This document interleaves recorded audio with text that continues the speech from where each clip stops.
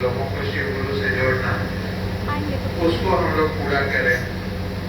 साहब ने बताया कि शिव गुरु से जुड़िए, और साहब और दीदी ने दोनों ने आपके सामने में एक बनी हुई थाली में सब कुछ परोस दिया है। थाली हम सभी को दे दी है, सारा तरह के व्यंजन बना के उन्होंने दे दिया है, और उस थाली को हम लोगों को खा लेना है। उसमें से जो भी भोजन परोसा गया है उस थाली में साहब दीदी के द्वारा उसको खाने की अब जरूरत है। अब उसमें दिमाग नहीं लगाना है कि किस चीज़ की सब्जी है, किस चीज़ का रोटी है, किस चीज़ का दाल है। बस हम सभी लोग खा लें, क्योंकि ये महादेव के द्वारा बताई गई थाली है। महादेव ने साहब को जो संदेश दिया, महादेव ने साहब को जो बोला, लोगों को कैसे शिव के शिष्य बन सकते हैं, वही थाली है। और हम लोग शिव के शिष्य बने, शिव गुरु से जुड़े। और दीदी कहती थी कि आप चलिए, मैं आपके पीछे पीछे छाया बन के चलूंगी। आप जाते हैं कहीं भी देखते हुएगा, दीदी माँ का हमेशा छाया महसूस करती होंगी। जब भी शिव चर्चा में आप चलती होंगी, आपको लगता होगा दीदी माँ की छाया हमेशा है, साहब का आशीर्वाद आप लोगों के साथ है, हमेशा चलता रहता है। तो दीदी का जो संकल्प है उसको हम लोग संकल्प दिवस के रूप में आज मनाते हैं, वृक्षारोपण भी करते हैं और लोगों को शिव गुरु से जोड़ते भी हैं। यही सच्ची श्रद्धांजलि होगी हमें दीदी के मानी दीदी नीलमानंद को।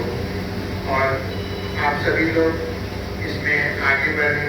साहब ने बोला ही है कि हम सभी को शिव शिष्य बनना है और दूसरे को शिव शिष्य बनाना है। और ये सिंपल सा चीज़ है, इसमें अपना कुछ नहीं करना है, कुछ हमें बनाने की जरूरत नहीं है। बस दीदी ने जो थाली परोसी है बस उसको खा लेना है। एक सूत्र है, बहुत ही आसान सूत्र है। पहला दया मांगना, दूसरा दूसरे को बताना, कर्म करना, और तीसरा महादेव को प्रणाम करना। बहुत ही आसान सी विधा है, आपको कुछ करने की जरूरत नहीं है। इस तीन विधा को पाने के लिए आपको वर्षों काफी अनुष्ठान घाट कहाँ तपस्या करनी पड़ी थी, साधना करनी पड़ी थी। तब जाकर उनको मालूम हुआ, तब जाकर उनको एहसास हुआ कि सबसे बड़े गुरु शिव हैं, और उन्होंने शिव को गुरु माना। धीरे धीरे मानते हुए देखते गए और रिजल्ट आता गया। फिर साहब को महादेव बताते गए क्या क्या करना है, और फिर साहब ने 3 सूत्र बना दिए। तो इसमें बहुत सा आसान सा साधन है, हम लोग करते रहे, हम लोग उस महादेव से जुड़े रहे। क्योंकि साहब बोलते हैं कि जागृति में बस एक ही चीज अनिवार्य है, वो है कि शिव गुरु का शिष्य भाव अनिवार्य है। हम लोग शिष्य भाव दें, हम लोग का मन समझता रहे कि हम महादेव के शिष्य हैं, बस यही जरूरी है। बाकी कुछ भी अनिवार्य नहीं है।